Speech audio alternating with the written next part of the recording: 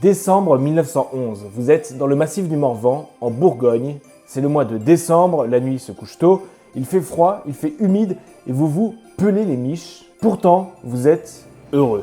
Oui, heureux car cette année, vous avez été sage et vous savez que dans quelques jours, un vieil homme mystérieux avec une longue barbe blanche s'introduira chez vous pour vous récompenser. Alors, en temps normal, cette situation serait ultra flippante, mais c'est la période des fêtes, alors il s'agit évidemment du Père Janvier. Ouais, c'est toujours flippant. Et oui, avant que le Père Noël devienne la référence ultime du mois de décembre, c'était pas aussi simple. Chaque coin en Europe avait ses propres traditions à Noël, notamment concernant le personnage qui apportait les cadeaux. Et puisque c'est les fêtes, on va en profiter pour parler de tout ça. Dans une prochaine vidéo, on parlera de plusieurs traditions qui existent en parallèle du Père Noël. Mais pour l'instant, dans cette vidéo, on va rester sur le Père Noël. Qui est-il? D'où vient-il? Où va-t-il? Pour qui vote-t-il? Vous allez bientôt le savoir, alors installez-vous bien. Voici l'histoire du Père Noël.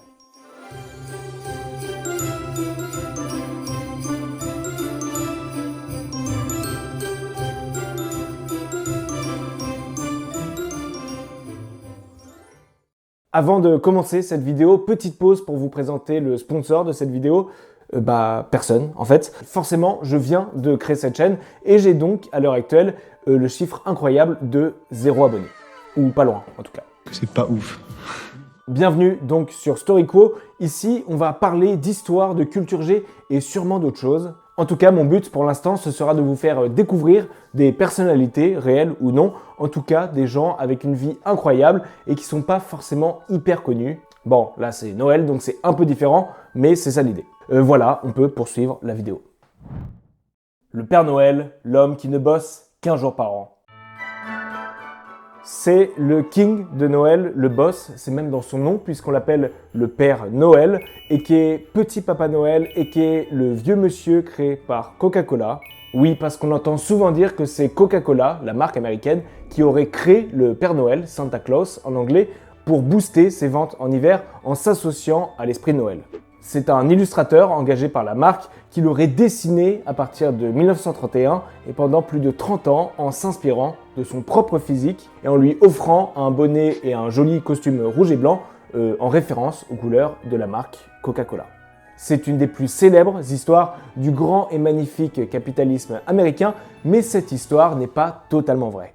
Alors oui, Adon Sundblom et Coca ont bien utilisé Santa Claus comme symbole marketing, mais ils ne l'ont pas du tout inventé, loin de là. La preuve, d'autres marques comme Waterman ou Michelin l'avaient déjà utilisé dans des pubs bien avant Coca-Cola. En fait, le Père Noël, c'était déjà le personnage principal de pas mal de dessins et de contes de Noël depuis un bon bout de temps. Pour tout comprendre, il faut remonter au XVIIe siècle, au moment où les puissances européennes commencent à être nombreuses à s'intéresser à ce continent plein d'opportunités et de liberté, l'Amérique. Beaucoup d'immigrés arrivent d'un peu partout, et notamment des Pays-Bas, et forcément ces Néerlandais comme les autres, ils ramènent leur tradition, leur folklore, et notamment un personnage. Il s'appelle Sinterklaas, et c'est la version néerlandaise de Saint-Nicolas. Dans la religion catholique, Saint-Nicolas, c'est le saint protecteur des enfants notamment, et traditionnellement, il leur ramène des cadeaux le 6 décembre, le jour de sa fête, mais ça, on y reviendra plus tard. Pour le moment, ce qu'il faut retenir, c'est que petit à petit, ça prend du temps, mais les habitants des États-Unis et notamment de la ville de New York s'approprient ce Sinterklaas, et ils mélangent sa fête le 6 décembre à la fête de la naissance du petit Jésus le 25 décembre. Désormais, les cadeaux seront livrés le 25 décembre. On avance un peu, on est au 19e siècle et Santa Claus, il a encore la même apparence que Saint-Nicolas. Il est donc habillé comme un évêque, il a un long manteau rouge, un grand chapeau qu'on appelle une mitre et un bâton qu'on appelle une crosse. À première vue, il est plutôt sympa, mais il n'est pas hyper marrant. Ça commence à changer en 1809 quand un écrivain qui s'appelle Washington Irving publie une histoire où Santa Claus tient un rôle important et où il promet de revenir chaque année avec son char volant pour livrer des cadeaux aux enfants en passant par la cheminée. Déjà, on commence à s'approcher du Père Noël d'aujourd'hui, mais là où tout va vraiment changer, c'est le 23 décembre 1823. Ce jour-là, un pasteur américain, Clement Clark Moore, publie dans le Sentinel, un journal de New York, un poème de Noël pour enfants qui s'intitule A Visit from Saint Nicholas. mais qu'on connaît aussi sous le nom The Night Before Christmas, la nuit avant Noël. Et dans ce poème, l'auteur raconte en détail la nuit avant Noël. Il parle évidemment de Saint Nicolas, Santa Claus, et il le décrit. Il dit que c'est un vieil homme potelé et rondouillard, joyeux, habillé entièrement de fourrure, avec une grosse barbe blanche et qui fume la pipe. Ce Santa Claus, là, il arrive en pleine nuit, la veille du 25 décembre, sur un traîneau tiré par 8 rennes qui volent. Il passe par la cheminée et il dépose des cadeaux dans des paires de chaussettes.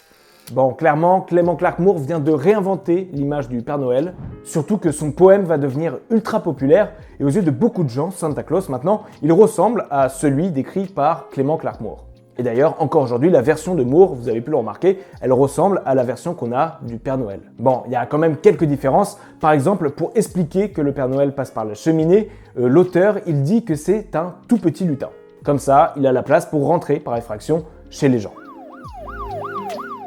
En fait, Clement Clarke Moore et les auteurs qui vont reprendre le personnage après, ils s'inspirent principalement de Saint-Nicolas, mais aussi d'autres légendes européennes. Par exemple, ils s'inspirent du Yule-Nis, un petit lutin du folklore scandinave qui a une barbe blanche, un bonnet et des vêtements en fourrure rouge. Forcément, ça rappelle un peu le Père Noël, mais ça, on en reparlera dans le deuxième épisode. N'hésitez pas à aller le voir quand il sortira. En tout cas, après Clement Clarke Moore, le Père Noël va continuer de faire sa petite vie et de changer. On va le voir avec un costume parfois jaune, parfois vert, parfois rouge. Il va finir par ne plus être un petit lutin et par devenir un homme avec une taille normale. Bref, on arrive au début du XXe siècle et le Père Noël, tel un Pokémon, a fini d'évoluer. Et c'est là seulement que Coca-Cola et Adon Sundblom arrivent et se disent que c'est pas mal quand même comme image le Père Noël et qu'en plus son costume est rouge et blanc comme les couleurs de la marque. Et à partir de là, effectivement, Coca-Cola va avoir un rôle majeur dans le développement de la fame du Père Noël tout autour de la planète, notamment après la Seconde Guerre mondiale, quand les produits américains et la American Way of Life vont commencer à envahir le marché européen. Parce que oui, on va pas se mentir, Santa Claus, le Père Noël, clairement dans sa forme actuelle, c'est une invention américaine. Et c'est marrant d'ailleurs le cheminement du personnage. On a d'abord Sinterklaas, un personnage européen d'inspiration catholique qui se retrouve exporté de l'Europe jusqu'en Amérique. Puis là, nouveau look pour une nouvelle vie et quelques siècles plus tard, c'est le sens inverse, il revient en Europe, mais cette fois c'est devenu un pur produit américain. Moi je trouve ça marrant. Et après avoir voyagé en Amérique avec Santa Claus, après avoir évoqué l'Europe avec Sinterklaas, il est temps d'aborder celui qui est à la source de tout ça. Et où devons-nous aller pour le trouver ? Eh bien, surprise, c'est pas en Europe.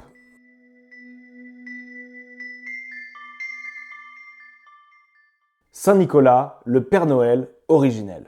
C'est celui qui a su garder sa fanbase depuis des siècles dans beaucoup d'endroits où on le voit aux côtés, voire carrément à la place de son successeur, le Père Noël, que ce soit en Belgique, aux Pays-Bas, en Allemagne et évidemment dans le nord-est de la France, en Alsace-Lorraine. La vraie star du mois de décembre, ça reste Saint-Nicolas. Et pourtant, il ne vient pas du nord de l'Europe. En fait, Saint-Nicolas s'appelle Nicolas de Myre et il vient de Turquie. Alors, petite explication quand même, Nicolas de Myre, il est né il y a 1700 ans environ, en Asie mineure, donc dans l'actuelle Turquie. Mais à l'époque, c'était pas encore la Turquie. La région, en fait, appartenait à l'Empire romain et Nicolas de Myre, lui, était d'origine grecque. Il est né vers 270 après Jésus-Christ à Patara et il va devenir l'évêque de la ville de Myre, d'où son nom. Nicolas, il est riche et il est connu pour sa générosité. La nuit, par exemple, il a l'habitude de sortir pour distribuer des cadeaux et de la nourriture aux plus pauvres. On a déjà l'idée de cadeaux. Mais alors, pourquoi aux enfants en particulier ? En fait, Nicolas de Myre, il est aussi connu pour avoir réalisé pas mal de miracles. Par exemple, on dit qu'un jour, des marins sont pris dans une tempête et ils sont à 2 doigts de couler. Ils vont alors implorer le ciel et Nicolas qui va pop d'un coup sur le bateau en leur disant « Me voici, je viens à votre aide ». Il prend le gouvernail et là, la tempête se calme comme par magie et il ramène tout le monde à bon port avant de disparaître. Et c'est ainsi que Saint Nicolas devient le saint patron des marins. Alors, je ne vais pas vous raconter toutes les histoires et les légendes autour de Saint Nicolas parce qu'en fait, il y en a beaucoup trop.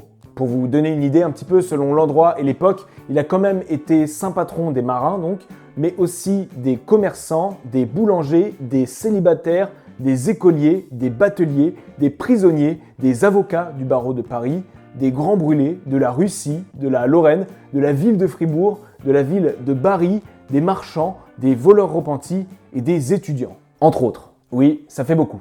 En comparaison, tu as quand même ce mec, Saint Raymond de Peñafort, qui est le saint patron des véliplanchistes. C'est ceux qui font de la planche à voile. Bon, en vrai, c'est un peu cool. Bref, on revient à Saint-Nicolas, et la légende qui nous intéresse, c'est la suivante. Attention les âmes sensibles, c'est un peu hardcore. Un jour, 3 enfants se seraient perdus en revenant des champs, la nuit commence à tomber et ils décident de sonner à la porte d'une maison où il y a de la lumière. La porte s'ouvre et là, un gentil boucher les accueille. Bon, il est hyper accueillant, il voit qu'ils ont faim, donc il les nourrit et il leur dit qu'ils peuvent dormir chez lui avant de repartir. Spoiler, ça se passe pas bien. Alors que les 3 enfants dorment profondément, le boucher rentre discrètement dans leur chambre et il les égorge. Pourquoi? Je sais pas, mais c'est un peu glauque et c'est pas fini. Le boucher va découper les 3 gamins et va cacher les morceaux dans son saloir, donc le coffre où il sale la viande, pour en faire du petit salé. Bon appétit à ceux qui mangent. Petit saut dans le temps, on est 7 ans plus tard, Nicolas passe dans le coin et il entend parler de cette histoire. Il va rendre visite au boucher et il lui dit un truc du genre « Bonjour, je voudrais du petit salé qui est au saloir depuis 7 ans. Est-ce que ça vous dit quelque chose ?» Bon, forcément, le boucher comprend qu'il est cramé, il essaie de s'enfuir, mais Saint-Nicolas l'arrête, certainement en lui faisant une grosse balayette. Puis, il bénit le coffre et il l'ouvre, et là, surprise, les 3 enfants sont intacts et vivants, et ils sortent en disant « Oh, j'ai bien dormi, moi. Il reste de la quiche ?» Et c'est ainsi que Saint-Nicolas devient saint patron une nouvelle fois. Cette fois-ci, c'est le protecteur des enfants. Et pour punir le méchant boucher, Saint-Nicolas l'oblige à le suivre partout où il ira. Ce boucher, c'est en fait le célèbre père Fouettard qui accompagne Saint-Nicolas à Noël et qui dispute les enfants désobéissants qui font des bêtises. Bon, heureusement, il les découpe plus. Aujourd'hui, il les fouette seulement. C'est horrible. Après, concernant le père Fouettard, il y a plein de légendes différentes qui racontent son histoire et celle du boucher, c'est l'une d'entre elles. Voilà pour les légendes. Pour finir l'histoire, selon la tradition de l'Église catholique, Saint-Nicolas va finir par être décapité par les Romains. Ça se passe le 6 décembre 343 et c'est pour ça que la fête de Saint-Nicolas a lieu le 6 décembre et qu'on y distribue des cadeaux aux enfants. Mais de base, c'était pas hyper cool comme moment. Durant les siècles qui vont suivre, l'Église va beaucoup mettre en avant l'histoire de Saint-Nicolas qui va finir par devenir populaire dans pas mal de pays. Voilà donc pourquoi Saint-Nicolas est habillé en évêque. Vêtu de son long manteau rouge, il se promène à dos d'âne pour récompenser tous les 6 décembre les enfants sages avec des bonbons et des cadeaux, pendant que les enfants passages se font latter la gueule par le père Fouettard. Et on arrive enfin au moment où Saint-Nicolas est connu un peu partout en Europe. La suite, vous la connaissez. Les Néerlandais adoptent cette figure et la transforment un peu pour en faire Sinterklaas, puis ils l'emmènent aux États-Unis et là, les Américains la transforment beaucoup pour en faire Santa Claus, le Père Noël. Alors oui, le Père Noël aujourd'hui c'est la version la plus célèbre dans le monde, mais avant que ce soit le cas, il y a pas mal de régions qui ont eux aussi fait leur propre version locale de Saint-Nicolas. Par exemple, en Savoie, dans les Alpes, on avait le Père Chalande. Chalande en arpitan, un dialecte régional, ça veut dire Noël, tout simplement. Le Père Chalande, c'est un vieux monsieur qui ressemble pour certains à Saint-Nicolas, évidemment, et pour d'autres, il a plutôt un chapeau pointu et une longue barbe blanche, et il ramène des cadeaux aux enfants sages en passant par la cheminée des maisons. Et pour l'accueillir, les enfants du coin lui chantent des petites chansons comme celle-ci. Chaland est venu, son bonnet pointu, sa barbe de paille, cassons des noisettes, mangeons du pain blanc jusqu'au Nouvel An. Et ensuite, on fait la fête en bouffant des oranges et des châtaignes. On a aussi une version dans le Morvan en Bourgogne avec le Père Janvier. Lui aussi, c'est un vieux papy avec une barbe blanche. Il porte une vieille robe marron et une grosse hotte en osier qui contient les jouets pour les enfants. Et lui aussi, il passe par la cheminée pour déposer les cadeaux des enfants sages dans des sabots. Par contre, cette fois-ci, il est accompagné du Père Fouettard qui est là pour disputer une nouvelle fois les enfants passages. Et surtout, il ne passe pas dans la nuit du 24 au 25 décembre, mais dans la nuit du 31 décembre au 1er janvier. Au Nouvel An, quoi, d'où son nom de Père Janvier. Ça c'est logique, oui. Pour terminer, la Normandie avait aussi sa variante du livreur de cadeaux. C'est un vieux monsieur, encore une fois, qui s'appelait Barbationnet. Mais bon, après, j'ai pas beaucoup plus d'infos, donc si vous en avez, n'hésitez pas à me le dire en commentaire.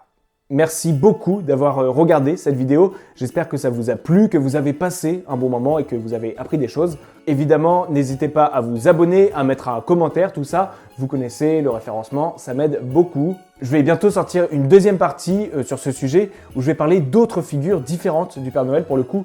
Donc n'hésitez pas à aller la voir si ça vous intéresse. Voilà, c'était Storyco. À la prochaine.